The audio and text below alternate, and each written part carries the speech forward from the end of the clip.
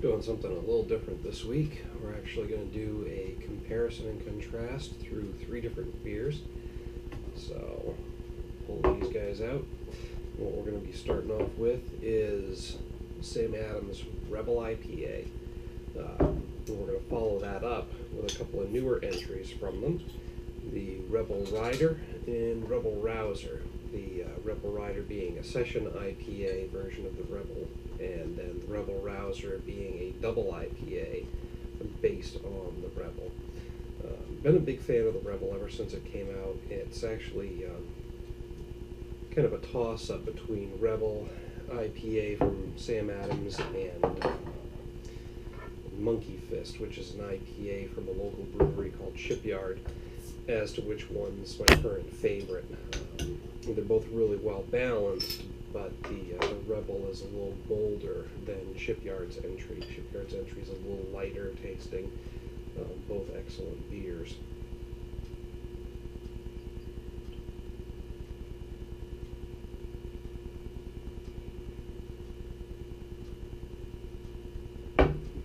Once I get these all poured, we'll check them out. It's actually kind of ironic that Sam Adams from Boston Beer Company has actually been producing a lot of really great IPAs lately. Jim Koch himself, founder and CEO, is not a big fan of IPAs in general. He's come out and said that a couple of times in several different interviews, but his company's certainly producing some really big winners. Even some other hobby beers that wouldn't really be considered IPAs, the Noble Pills, for one, is really good. I just went ahead and rearranged these guys. The Rebel Rider's a session IPA, which means it's going to be a little lighter, so we'll save the Rouser for the last. So I'm going to start with the original Rebel IPA. Good combination of hop aromas. You can see that it's got some really nice color to it. You can finally actually see some good color in this video.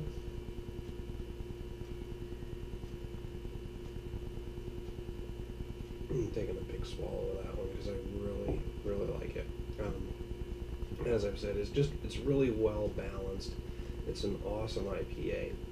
I mean, there's a lot of malt characteristic in there, but it's appropriately overpowered by the hops. It uses a combination of different West Coast hops. There's no particular note that's coming out, just that general hoppy bitterness. Just an excellently balanced IPA. I mean, I'm a fan of something that's got a huge amount of IBUs that just kind of slaps you in the face. Pretty much anything from Stone in the IPA family comes to mind. But I also really enjoy a very well balanced IPA. And that's why the Rebel's constantly getting a 5 out of 5 rating from me, and I'm going to stick with that today. So let's go ahead and take a look at its younger cousin, the Rebel Rider. Now this is going to be a session IPA, which means overall it's going to be lighter, it's going to be less hoppy. And the ABV is also going to be lower. It's got a lighter color, you can see that clearly as well.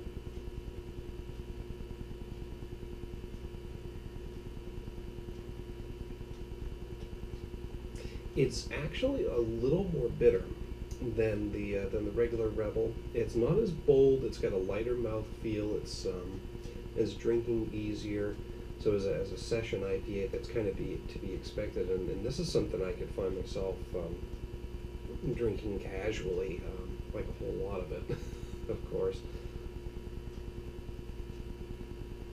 Anytime that I would normally buy a cheap beer like Coors Light or Miller Lite, I could see that being replaced by the Rebel Rider, because it's just a light, easy drinking IPA. I kind of see myself sitting around in the summertime finishing off a whole 12-pack of those through the course of the day. So that brings us up to the Rouser. Now you can obviously already see it's a bit darker than the other two. And it's also a double IPA. So it's going to be a lot more hoppy, and it's going to have a higher alcohol by volume. It's probably going to be a heavier beer as well.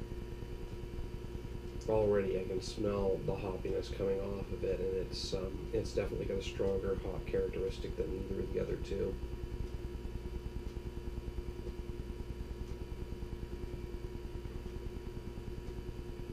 And that comes right through in the taste.